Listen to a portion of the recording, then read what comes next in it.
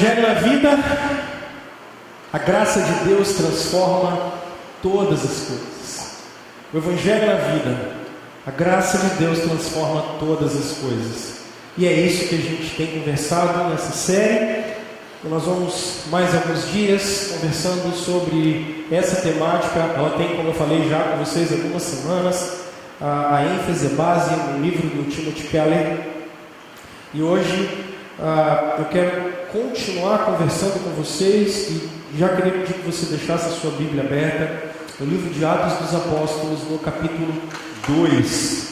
Livro de Atos dos Apóstolos, no capítulo 2. Nós vamos daqui a pouco ler alguns versos. Antes, porém, deixa eu fazer uma breve introdução sobre aquilo que a gente tem conversado até aqui. E na última semana, ou melhor, nas últimas semanas, nós conversamos sobre cidade, coração, idolatria, e hoje nós vamos conversar sobre testemunho. Nós vamos conversar sobre testemunho e o que é esse testemunho. Tanto que o subtema é exatamente uma cidade alternativa. E é isso que eu vou conversar com vocês. Só que quando nós começamos a pensar em testemunho, daqui a pouco eu vou fazer uma pergunta para vocês, mas eu queria que nós pensássemos em dois paradigmas. O primeiro paradigma é a era passada e o segundo paradigma, a era presente. Pastor, o que é que você quer dizer com isso? Quando nós chegamos à carta, pode ficar em Atos, mas quando chegamos a Éfeso, por exemplo, o apóstolo Paulo fala para a gente, no capítulo 1, ele diz para a gente no verso 20, quando ele diz assim: esse poder ele exerceu em Cristo, ressuscitando dos mortos e fazendo assentar-se à sua direita nas regiões celestiais, muito acima de todo governo e autoridade, poder e domínio, e de todo nome que se possa mencionar, não apenas nessa era, mas também na que há de vir. Não só nessa era Jesus é Senhor, mas Jesus também é Senhor na era que há de vir. E o que isso significa? Significa que nós estamos exatamente em algo que John Stott chama de sobreposição de eras. Pastor, o que é essa sobreposição de era? A Escritura está dizendo que Jesus é Senhor sobre essa era, e uma era, ou um tempo em que ainda há de vir. Sim. Como assim, pastor? A era presente, ela é configurada com o paradigma de Gênesis capítulo 3. Por que, pastor? Porque você vai perceber que em Gênesis capítulo 1 e 2, tudo que Deus criou era muito bom. O problema, porque às vezes quando você olha o problema do mundo, e o problema do mundo não está, como eu já disse para vocês, na genética, o problema não está na criação, o problema não está no lugar em que nós somos criados ou na conjuntura social. Olha, eu sou assim porque meu pai não me dava carinho, eu sou assim porque minha mãe não me dava carinho, eu sou assim porque meu pai não olhou para mim, eu sou assim porque eu cresci num lugar sem recurso. Esse cara é ladrão porque ele foi abusado na infância, ou ele é estuprador porque ele foi abusado na infância. Não é esse o problema do mundo. Essas situações podem até potencializar algo que o seu coração já tem. E o que o seu coração tem e é pecado. Você é pecador. Você é isso. Essas manifestações de ansiedade, cobiça, angústia, idolatria, elas acontecem no seu coração porque você é pecador. E esse paradigma é o paradigma de Gênesis capítulo 3. Por quê? Porque Gênesis capítulo 3 já mostra exatamente o espírito da nossa era. A separação que o homem tem de Deus. Todos os homens nascem separados de Deus, longe dele. Quando Adão chega, está no jardim, Deus pergunta: Adão, onde você está? E ele está escondido. Ele falou: por que você está escondido? Ele falou: eu tive medo. E Deus termina o capítulo 3 de Gênesis dizendo: saiam do jardim. Vocês estão expulsos da minha presença. Os seres humanos nascem separados de Deus. Os seres humanos não nascem amigos de Deus, mas também os seres humanos nascem separados de si mesmos. Os males psicológicos, essas circunstâncias que nós não sabemos nem quem nós somos. Estava conversando hoje, na hora do almoço, com o pessoal da minha casa, da minha família, e a separação psicológica é tão grande que eu nasço homem, e o meu fenótipo é homem, e quando você olha para mim, eu tenho pelo de homem, mas algo me diz que eu sou mulher, e eu posso ser uma mulher que gosta de mulher. E aí as meninas estavam penteando o cabelo, aí eu olhei e falei assim: esses homens não entendem a gente que é mulher, né? Imagina um bicho barbudo como eu falando isso.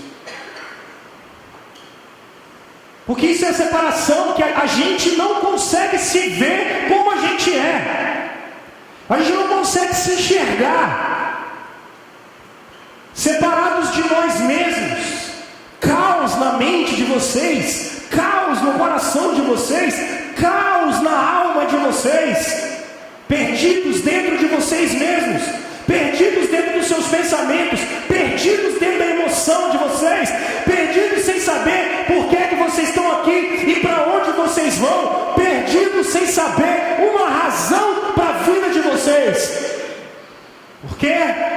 Porque você foi criado errado na infância? Porque você não teve recurso? Não, porque você é pecador, você erra o alvo, você está distante de Deus. É essa a resposta. As opressões que acontecem sobre nós é porque nós estamos separados dos outros. Estamos em guerra com os outros. Estamos em guerra não só conosco, mas em guerra com o próximo. Numa disputa sem fim de egos. Numa disputa sem fim de domínio entre nós e os outros, em que nós queremos ser melhores do que as pessoas. Ou nos colocamos sempre na posição de vítima. O que isso é um efeito do pecado na vida da raça humana. A separação que nós temos com Deus causa caos psicológico, caos moral. Essa disputa interminável que nós temos com as outras pessoas, mas separados também da criação. Semana retrasada eu queria agradecer a todos vocês que oraram pela minha família. Obrigado. Perdemos o marido da minha mãe. Ele faleceu, veio a falecer. E meu irmão e eu fomos até o cemitério, e foi muito interessante chegar lá no cemitério, e o coveiro, que era um só, chegou para nós e falou assim: olha, vocês vão ter que ajudar a abrir a tumba. Falei: meu Deus, isso que a gente já tinha pagado a taxa do sepultamento. E aí, 9 horas da manhã, vai eu, Ronald e o coveiro abrir a tumba. Eu só queria ser pastor. Acho que ele também só queria trabalhar com os negócios dele, mas virando coveiro. E se você acha que terminou por aí, é porque a gente que teve que descer o caixão e fechar a tumba ainda, tá? Como nós. Mas obrigado pelas orações, obrigado por vocês que compareceram lá, o carinho de vocês, para nós foi muito importante. Ele ficou doente por mais de 70 dias de UTI, foi muito difícil, especialmente para minha mãe. Mas obrigado pelo carinho, obrigado pelas orações, todas as segundas nós estávamos orando, obrigado. Vocês foram muito importantes e têm sido muito importantes para nós como família. Mas uma coisa que chamou a atenção é quando nós abrimos a cova, tinha um caixão de um tio que morreu há algum tempo, e era uma cova dupla, então a gente podia abrir. Lá no canto, a gente perguntou: e aí, o que é aquilo ali? O cara falou: aí é quem foi enterrado aí já. Todo mundo que foi enterrado. Em uns 2 ou 3 sacos tinha o meu bisavô, 2 tios, mais umas 2 outras pessoas estavam lá. E a gente falou assim: e o que faz com isso aí? Ele falou: quando vocês pedirem, a gente vai colocar lá no ossário. E aí, com o tempo, aquilo ali vai, como a Bíblia diz, vai virar pó. O coveiro falou para nós: vai literalmente virar pó. É essa a briga que a gente tem contra a criação. Porque vocês vão perder essa guerra no final. Vocês vão virar pó. Eu vou virar pó. A nossa história vai terminar. E aquele vai ser o nosso fim. E não é só da morte que a Escritura está falando como salário do pecado. A Escritura está falando da briga que nós temos com a criação todos os dias, quando nós saímos para trabalhar e ganhar o pão de cada dia. Esse suor e essa dificuldade. Então, quando nós estamos falando da era presente, nós estamos falando de tudo isso que nós estamos vivendo, mas a Escritura nos garante uma era futura, e o paradigma é Apocalipse 21 e 22. Quando a Escritura rompe dizendo, eu vi um novo céu e uma nova terra. Se Gênesis 1 começa, no princípio Deus criou os céus e a terra, os 2 últimos capítulos da Escritura dizem, eu vi um novo céu e uma nova terra. Se nos 2 capítulos há uma era que começou e que o pecado entrou, mas lá no final, depois da volta do Cordeiro, nós temos um novo céu, uma nova terra, aonde já não há mais dor, já não há mais pranto, já não há mais morte, já não há mais choro. Lá nós conseguiremos ver o Cordeiro como Ele é, nós veremos o Pai como Ele é, nós seremos como Ele é, transformados. Esses conflitos e esse caos já não existe mais. Essa é a era futura de reconciliação com Deus, de reconciliação com a gente mesmo, de reconciliação com o outro e de reconciliação com a própria criação. Quando vocês lerem, por exemplo, Isaías capítulo 41, Isaías capítulo 60, quando o profeta está falando da nova terra e do novo céu, você percebe uma harmonia entre nós e a criação, a ponto de crianças poderem botar a mão, e aquilo é uma linguagem figurada profética, na cova de uma serpente. E a linha é engraçada que ela fala que no céu tem que ter leão e tem que ter urso. Vocês também querem? Então ela tem que passar a mão na juba do leão. Como assim? Novo céu e nova terra. Não há mais morte. Reconciliados com Deus, reconciliados com o outro como família.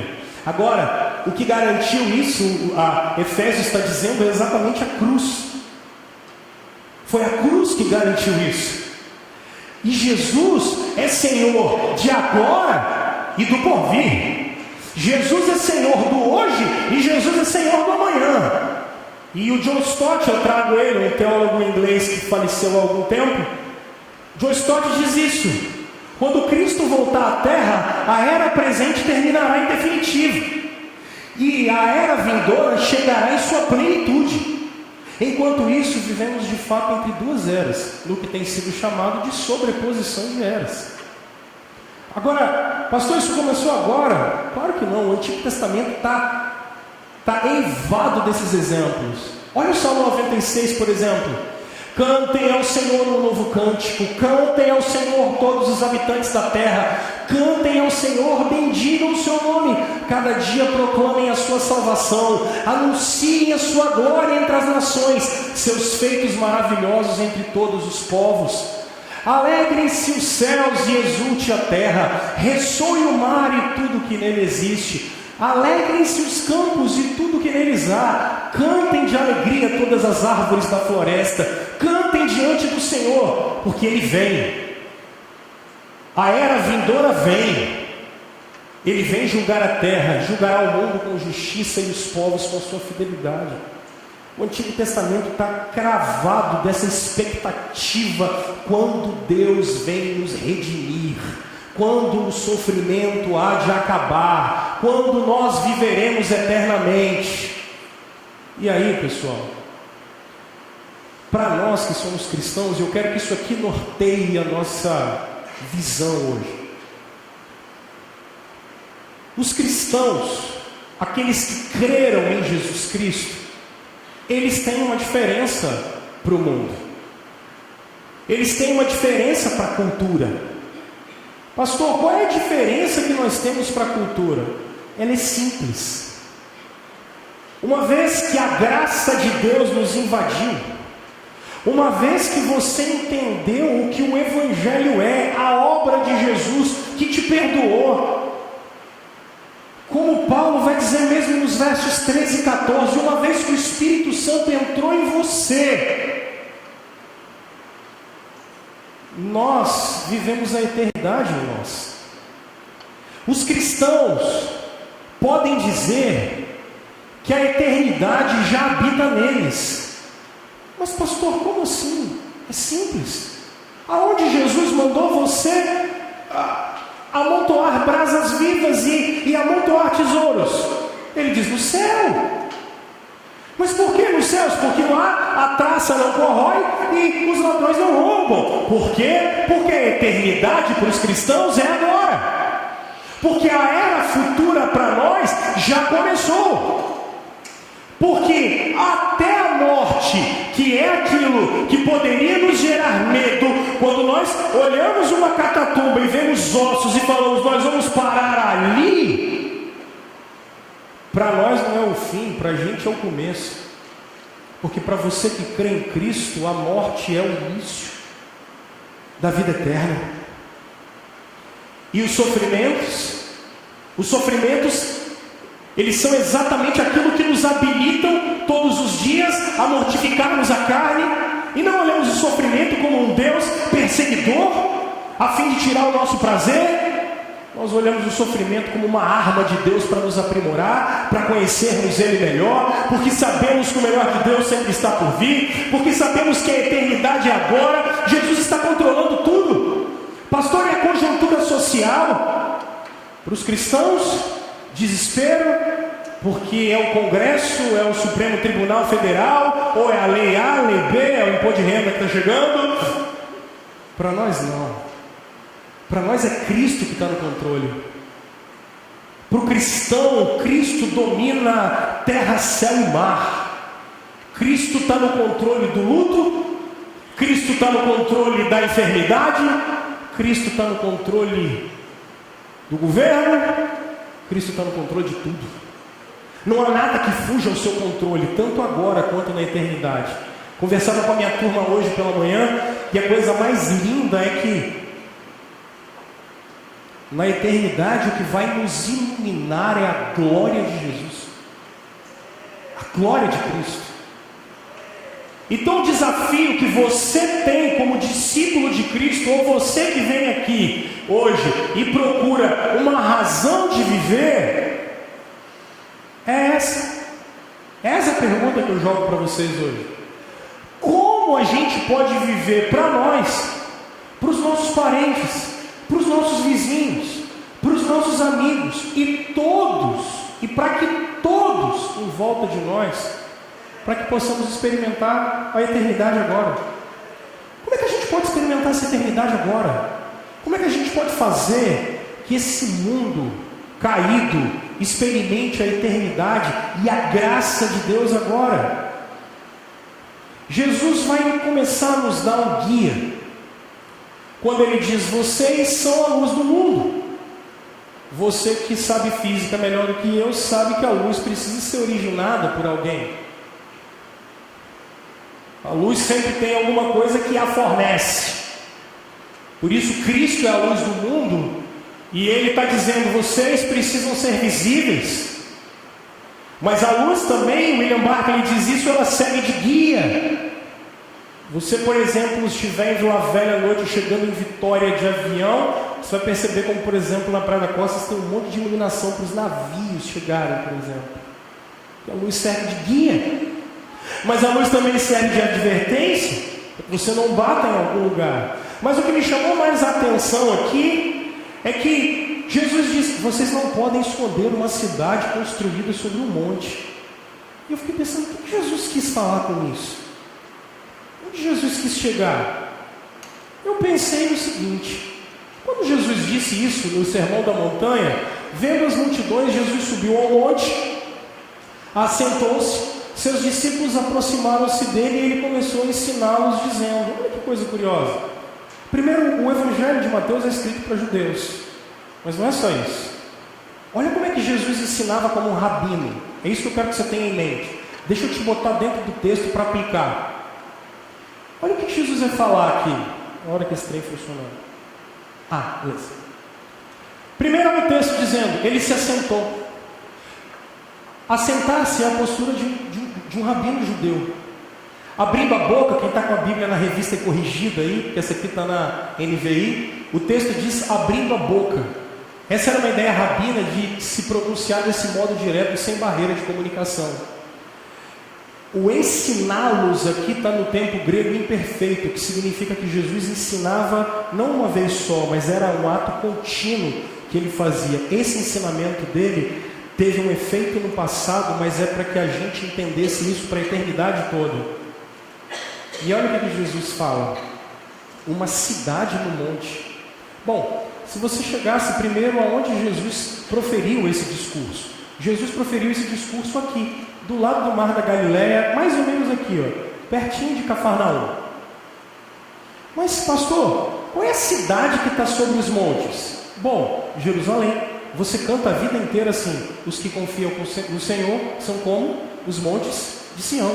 Porque Jerusalém está sobre os montes. Olha o corte dela aqui, ó. Monte das Oliveiras, ela está em cima do Monte Moriá. Monte Sião, o Vale de Inom, que era o lugar onde eles despejavam o lixo da cidade.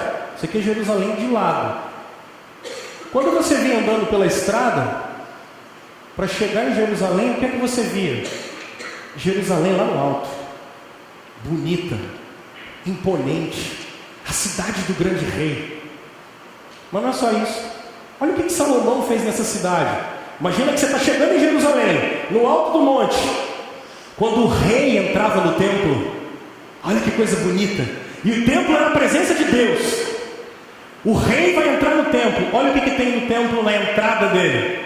Salomão fez 200 grandes escudos e mandou folhear cada um com quase 7 quilos de ouro. Também fez 300 escudos menores e folheou cada um com quase 2 quilos de ouro. Ele mandou colocá-los todos esses escudos no salão da floresta do Líbano. Era mais ou menos assim. Agora olha só. O rei vai entrar na cidade. O rei vai entrar na presença de Deus. Os soldados todos com os escudos. A luz do sol da Palestina brilhando. Os crentes subindo para adorar a Deus no templo. O sol batendo naqueles escudos de ouro e o rei passando pelo meio. Olha que visão que você está tendo. A glória do Deus de Israel brilhava sobre o rei. A glória do Deus de Israel, a luz do Deus das nações começa a entrar e o povo deve ver a glória desse Deus. É isso que Jesus está dizendo. Como nós vamos iluminar o mundo e o mundo não vai nos ver? Porque é impossível você não ver a entrada do rei na presença de Deus. E Jesus é o rei exaltado, quem assentou-se à direita do Pai. E é por isso que o salmista diz: abram-se, ó portais, abram-se, ó portas eternas, para que o rei da glória entre. Porque não são escudos iluminados pelo sol, mas é a glória de Deus que ilumina o Filho dele, enquanto nós entramos na presença de Deus junto com ele. O escritor aos Hebreus diz que Jesus entrou não num santuário feito por mãos, mas Jesus entrou num santuário eterno, para nos levar à presença de Deus. Nós, a noiva de Cristo, precisamos empunhar esses escudos para que a glória de Deus brilhe. Esse é o desafio de vocês. Esse é o meu desafio. Como é que você esconde isso? Deixa eu passar aqui. Não dá para esconder. E olha o que Jesus disse: assim brilha a luz de vocês diante dos homens, para que vejam as suas boas obras e glorifiquem o Pai de vocês que está nos céus. Então, minha gente, se Jesus já entrou na presença do Pai, se Jesus é o Rei soberano, se Jesus é o Deus sobre todas as coisas, como nós podemos empunhar os nossos escudos para vivermos a eternidade agora? Ele vai dizer para a gente. Leslie Newbegin, teólogo da missão da igreja missional, diz para a gente o seguinte, abre aspas para ele: o Evangelho não se torna verdade pública para uma sociedade sendo propagada como uma teoria ou como uma cosmovisão. As pessoas não vão ver Jesus por uma teoria. As pessoas não vão ver Jesus por uma cosmovisão. É dualismo, é monismo, é o que é? É pluralismo. As pessoas não vão ver Jesus por teorias. As pessoas não vão ver Jesus como uma religião. Não é isso. O Evangelho somente pode se tornar uma verdade pública uma vez que seja vivido em uma sociedade que é a igreja, que está tanto habitando em Cristo quanto envolvida na vida do mundo. O Evangelho só vai poder ser visto, Cristo só vai ser materializado a hora que nós começarmos a viver a eternidade agora e sermos esse testemunho que brilha para a glória dele. Como, pastor? Por isso que eu pedi que você abrisse em Atos capítulo 2, porque o texto diz: eles se dedicavam ao ensino dos apóstolos e à comunhão. Verso 42, você vai olhar isso. Ao partir do pão e as orações, todos estavam cheios de temor, e muitas maravilhas e sinais eram feitas pelos apóstolos. Todos os que criam mantinham-se unidos e tinham tudo em comum. Vendendo suas propriedades e bens, distribuíam cada um conforme a sua necessidade. Todos os dias continuavam a reunir-se no pátio do templo, partiam o pão em suas casas e juntos participavam das refeições, com alegria e sinceridade do coração, louvando a Deus e tendo a simpatia de todo o povo. E o Senhor lhes acrescentava todos os dias os que iam sendo salvos. Você vai se lembrar que esse texto ele é escrito por Lucas, mas ele está narrando exatamente aquilo que aconteceu logo depois da descida do Espírito Santo, quando Pedro prega o sermão de Atos capítulo 2, e as pessoas falam assim: como é que a gente pode ser salvo? Pedro diz: arrependam dos seus pecados, confessem Jesus como Salvador de vocês.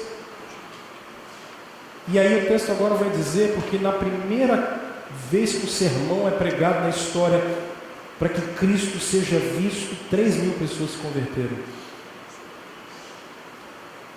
E como é que essa igreja vivia? Como os discípulos de Cristo viviam? E aí eu falo com vocês o seguinte: como nós deveríamos ser essa comunidade, essa igreja que é um testemunho, que brilha a glória de Cristo. Bom, em primeiro lugar, é interessante que eles proclamavam o Evangelho.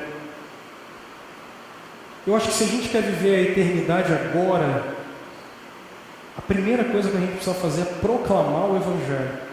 A primeira expressão que eles usam, que Lucas usa, é se dedicar. E o que eu achei mais atenção é perseverar e não desfalecer. Eles eram insistentes na doutrina dos apóstolos. Pastor, o que isso significa? Simples, pessoal.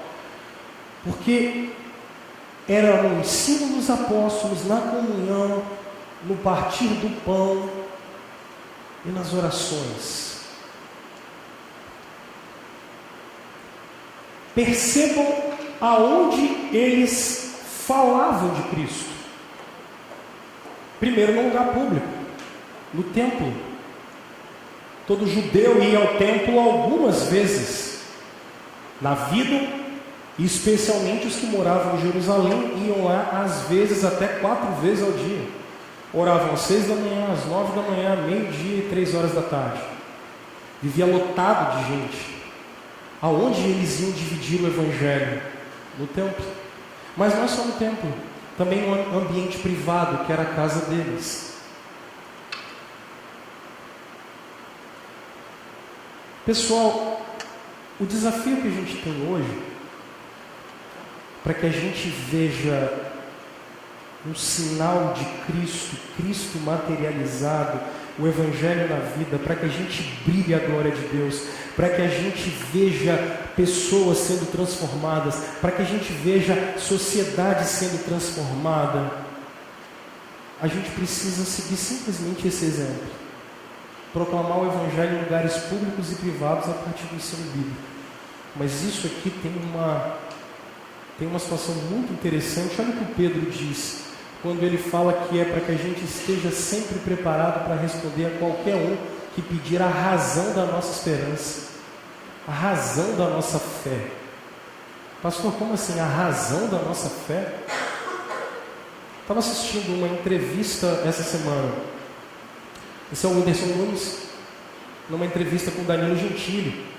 Essa entrevista foi feita em março do ano passado. E me chamou muita atenção o fato do Whindersson estar com uma pulseirinha, Tissues From, alguma coisa, não lembro o que era.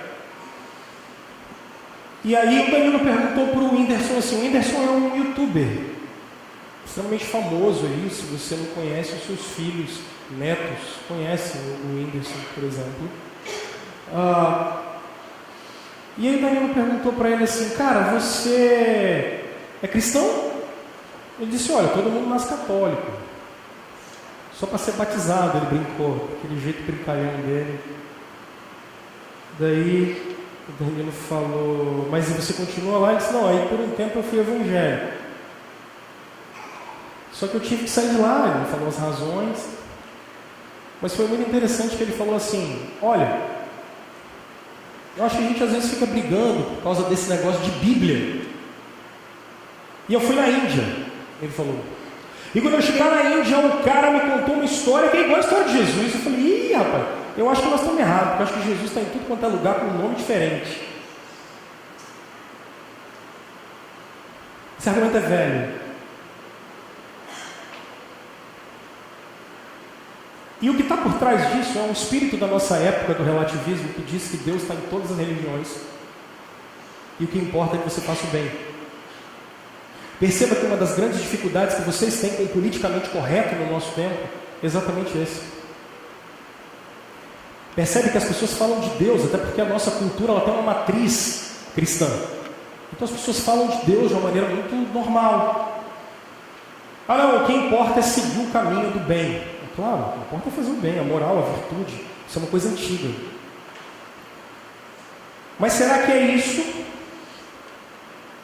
E aí, eu achei isso interessante, porque um dia desse um rapaz chegou para mim e falou assim, pastor, eu estava vendo um Deus egípcio. Cara, ele é igual Jesus. Então os caras pegaram um Deus egípcio e os judeus copiaram. Olha, eles copiaram esse Deus egípcio e esse Jesus aí histórico, ele é meio mentira. Eu achei isso legal e por isso que eu vim trazer isso para vocês. Por que no mundo existem tantas histórias que são tão parecidas? Eu conversava com a minha turma hoje de manhã, e se você for olhar, por exemplo, os nórdicos, os escandinavos, Thor brigava contra uma serpente, certo? Mas na escritura também, uma serpente aparece no Éden. Não está muito igual? Porque Adão e Eva têm um filho. Só que tadinho, não deixou nem descendência, não que a gente saiba. Mas eles têm um outro filho. E esse sim deixou uma descendência grande. E você vai ver essa descendência dele em Gênesis capítulo 4. A grande questão é que Deus deixou nesse Caim uma marca. E qual foi a marca que Deus deixou em Caim? A marca que Deus deixou em Caim foi: deixa que eu vou me ver com a sua descendência. Ninguém vai encostar a mão em você. Quem vai encostar a mão em você sou eu. E a descendência de Caim toda morreu, não sobrou ninguém. Porque eles morreram todos no dilúvio. Você vai se lembrar disso. Não tem nenhum descendente de Caim aqui. Essa é a marca dele. E aí Deus fez uma outra descendência. Você vai se lembrar que é a descendência de Sete. De Sete vem um cara chamado Noé. De Noé vem 3 caras que povoaram o mundo: Sem, Cã e Jafé. Não só os judeus, como os cananeus, egípcios, Mitzrayim, e os jafeitas, que são os europeus. Simplório.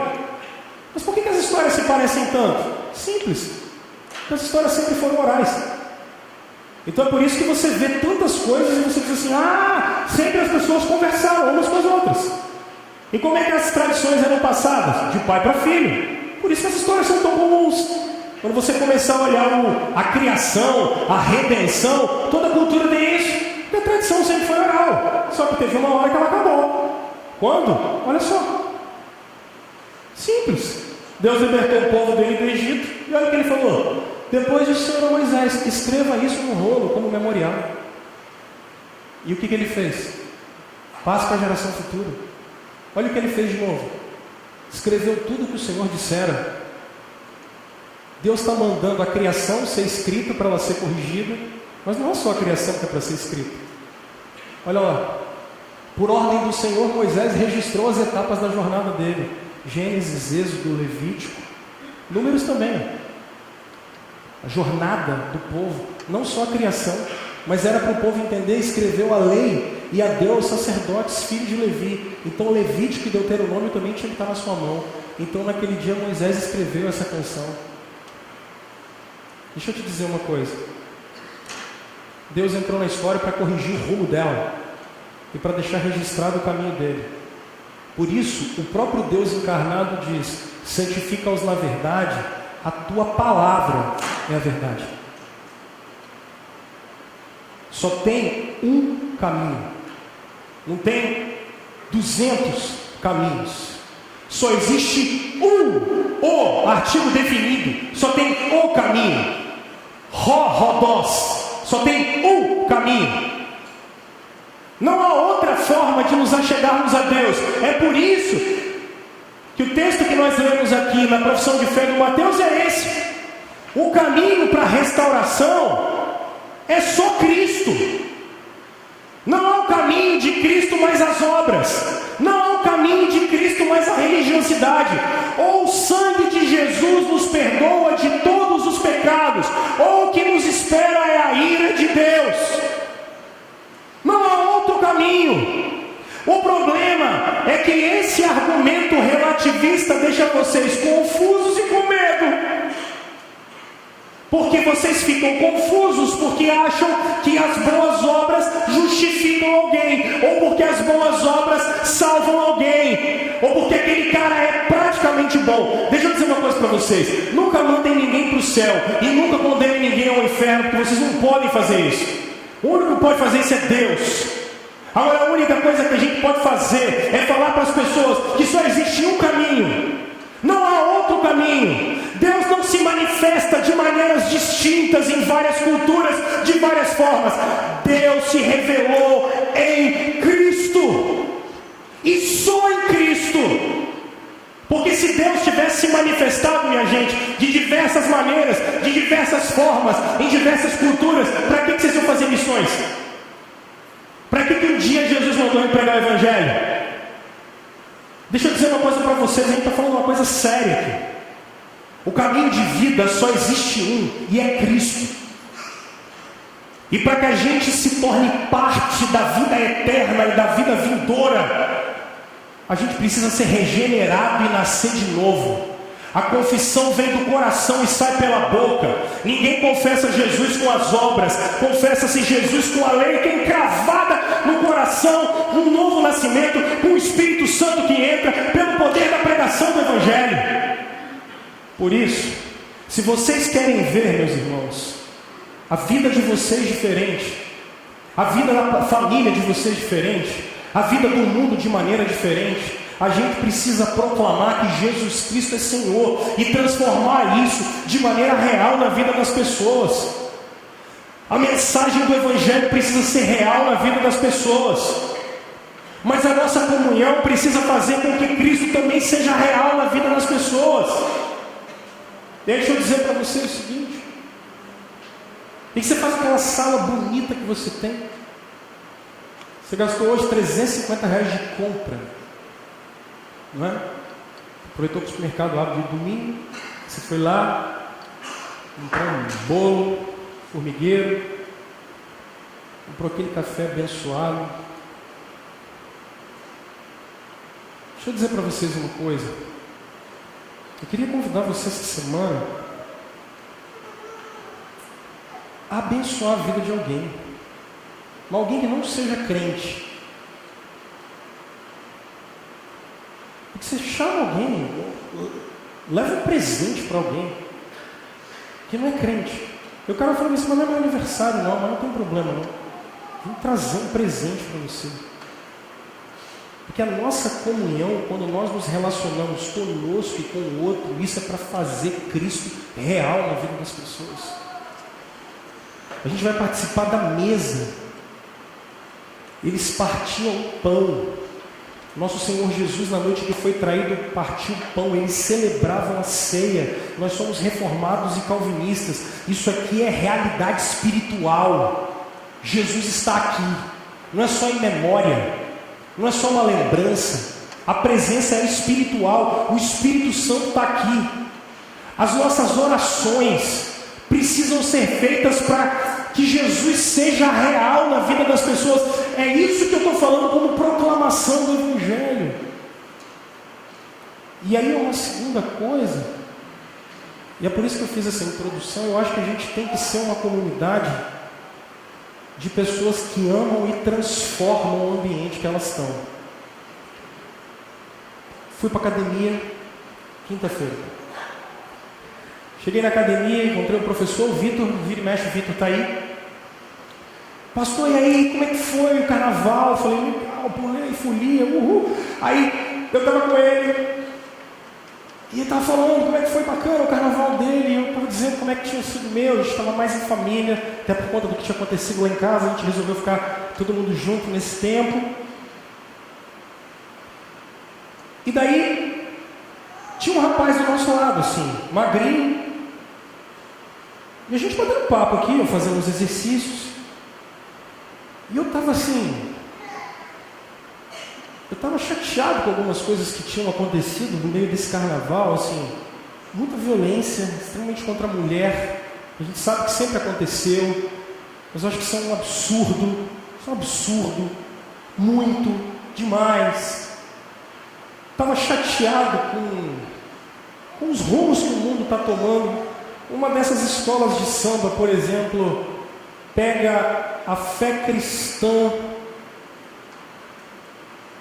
pisa, esperneia, esbordeia, e depois o carnavalesco aparece. Não estou falando de política, estou falando assim. Aí o cara dá uma desculpa, beleza, então está tranquilo, ele deu a desculpa dele, mas pegam a fé cristã e pisam em cima, porque hoje em dia você ser cristão no Brasil está sendo praticamente um sinal de ofensa às pessoas. É como se você ser cristão, existe uma sede por quebrar esse status quo, e não dá para entender. Você vê uma orquestração em cima disso. Existe uma orquestração ideológica. Já conversei, eu estava chateado e comecei a conversar com ele. Só que ao contrário do que eu acho, é que eu queria repreender vocês mais uma vez, e como pastor de vocês, eu não autorizo vocês a ficarem brigando com ninguém em rede social, a ficar ofendendo ninguém, a ficar entrando em confusão que não vai levar ninguém a lugar nenhum. Eu não autorizo vocês a fazer isso. Espero que vocês não me envergonhem, não envergonhem a igreja e não envergonhem o nome de Cristo. Isso está errado.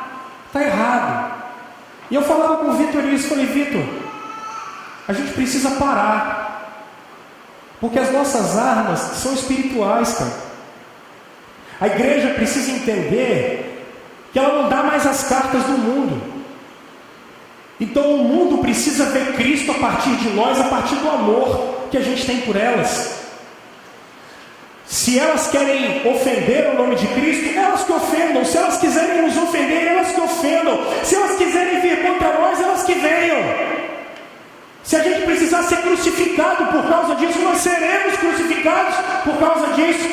Nós ficaremos mudos, calados, e nós ficaremos orando para que Jesus Cristo olhe por essas pessoas, porque a gente está dizendo, Pai, eles não sabem o que fazem. Pai, eles andam perdidos. E o rapaz que estava do meu lado, ele tinha ele me parecia ser um homossexual, e ele olhou para mim, porque o Vitor falou, pastor, eu acho que é isso mesmo. Aí ele olhou sério para mim, eu falei, agora eu estou ferrado, agora eu estou lascado, velho, estou mal na fita aqui agora. Aí ele olhou para mim e falou assim, você é pastor? Sou. Já fiquei com medo, né? Foi para você chamar a polícia aqui, porque você já não pode falar mais nada hoje em dia. O cara estendeu a mão e falou comigo assim, parabéns. Eu falei, onde é que essa boa vai dar?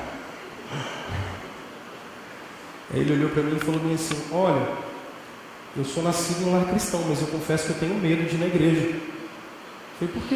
Ele falou, eu não vou na igreja tem muito tempo, mas a gente vê esses pastores fazendo esse sinal assim, vai que eu chego lá no meio e o pessoal vem e começa a me bater. Olha a cabeça do cara, mas ele não falou de brincadeira, ele falou sério comigo. Ele falou sério. Porque as pessoas não têm ideia do que acontece aqui dentro. Elas não têm ideia. Elas acham que vão chegar aqui e vão ser julgadas.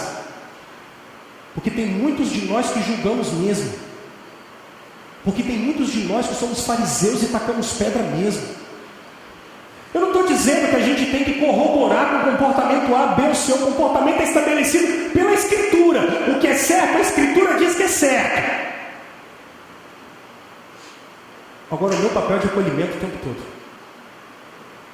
Eu preciso tentar fazer Cristo ficar real e ser real para a vida de todos. De todos.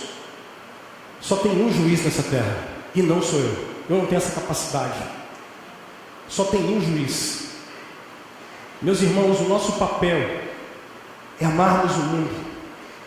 O nosso papel é servirmos essas pessoas, todas elas, independente da cor, independente da orientação sexual, independente de qualquer coisa. O nosso papel é sermos uma comunidade transformadora.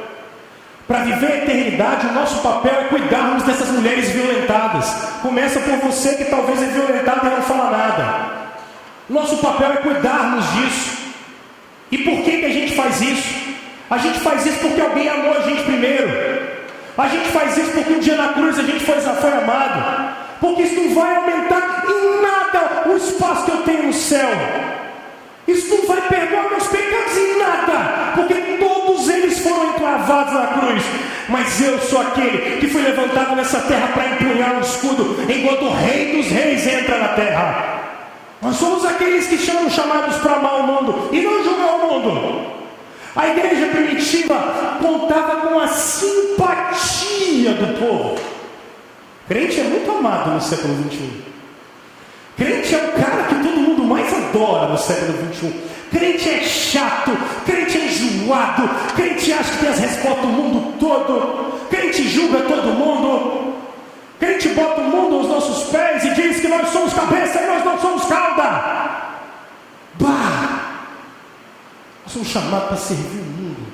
Paulo diz que ele é pó dessa terra. Paulo diz que ele é o mais execrado de todos os homens para fazer Cristo ser vivo. Eu queria chamar você hoje para você desistir de você, para fazer Jesus ser vivo, para que as pessoas possam ver nosso Cristo, para que as pessoas possam ver a glória desse Cristo. E é aí que eu estava falando com você.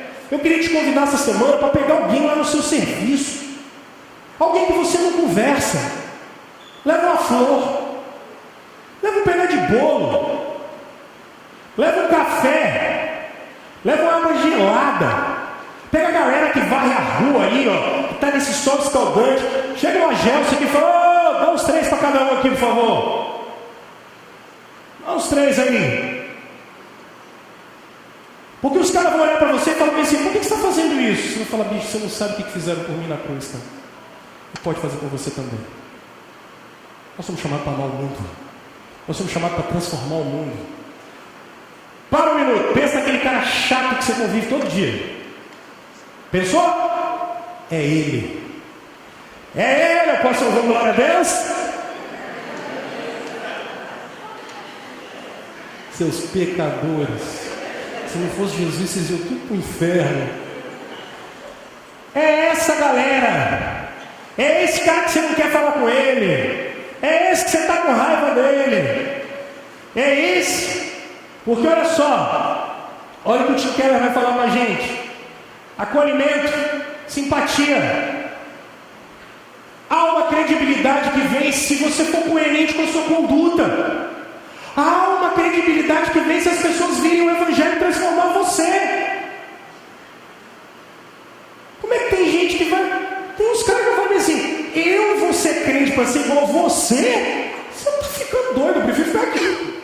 Chato, carrancudo, ruim, igual você? Você é maluco, eu prefiro o diabo, ele é melhor do que você, é a maior alegria. Eu fazia faculdade na época e tinha um cara, o Guilherme, ele falava comigo assim: Rômulo, você é crente? Eu falei: sou. Ele dizia: olha, para esse céu que você vai eu não vou não, porque esse Deus é muito chato, eu vou ficar pulando nuvem e tocando harpa. Eu prefiro o diabo, porque o diabo é o pai do rock.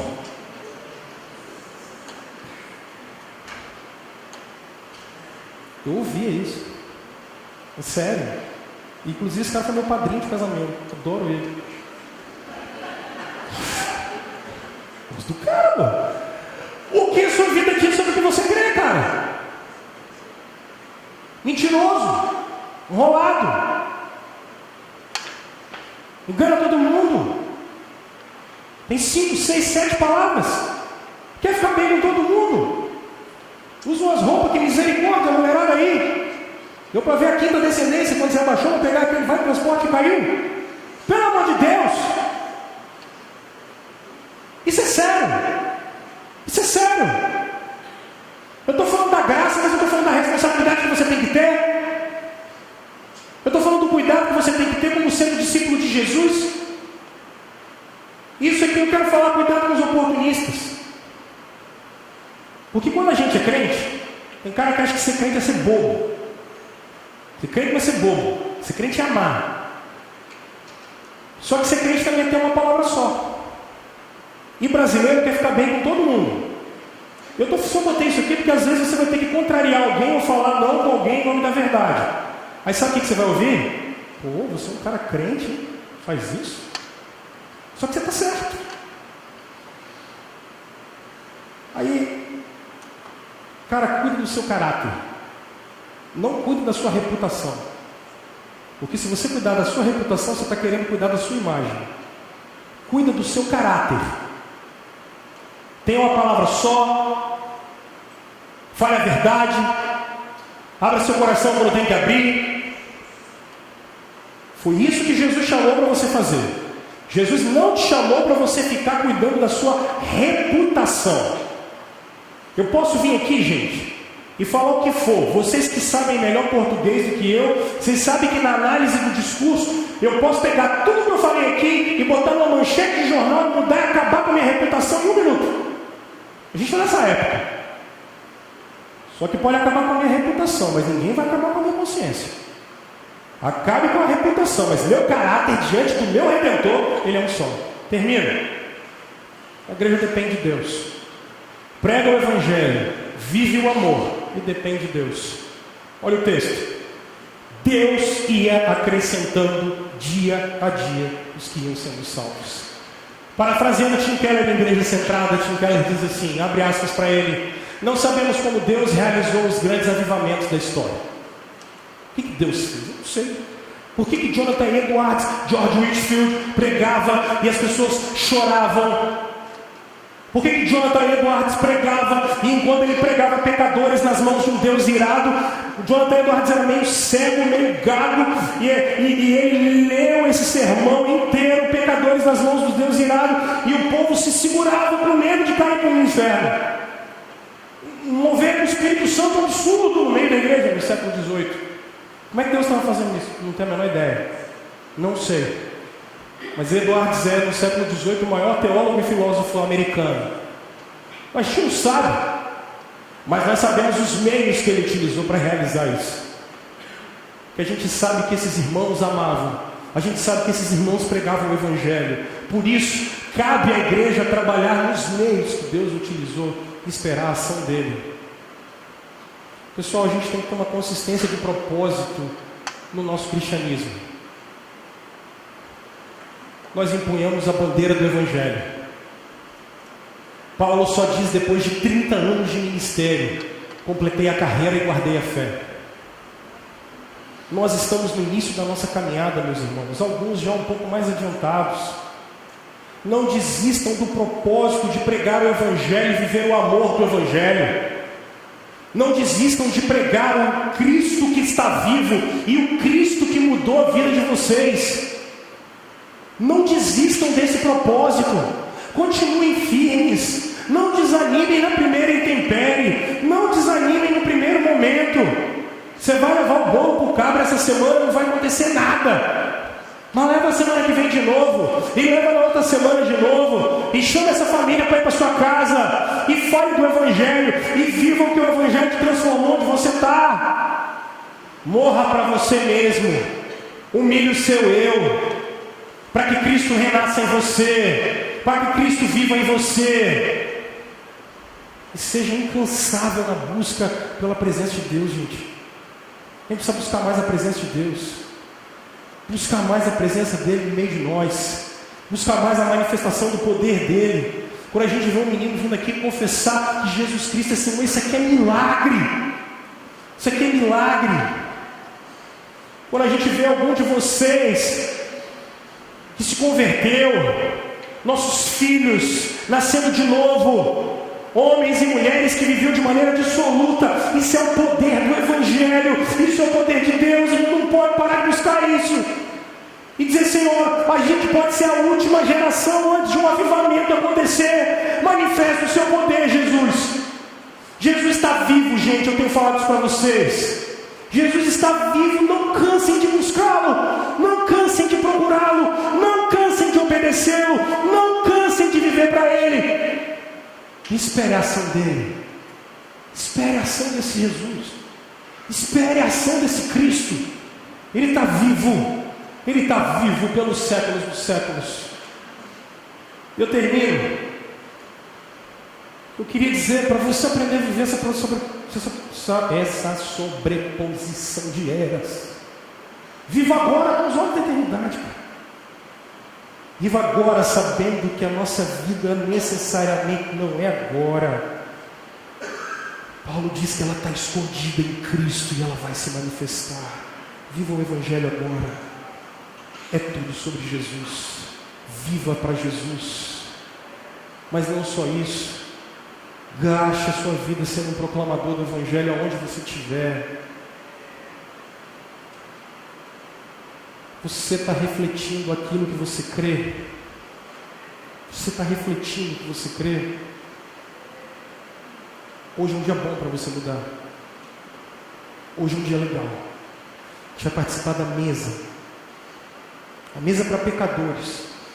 Pecadores arrependidos. Hoje é um dia bom para você mudar. E hoje é um dia bom para você buscar e depender da ação de Deus. Seja uma cidade que brilhe à luz de Cristo. Queria convidar você a ter um minuto de oração.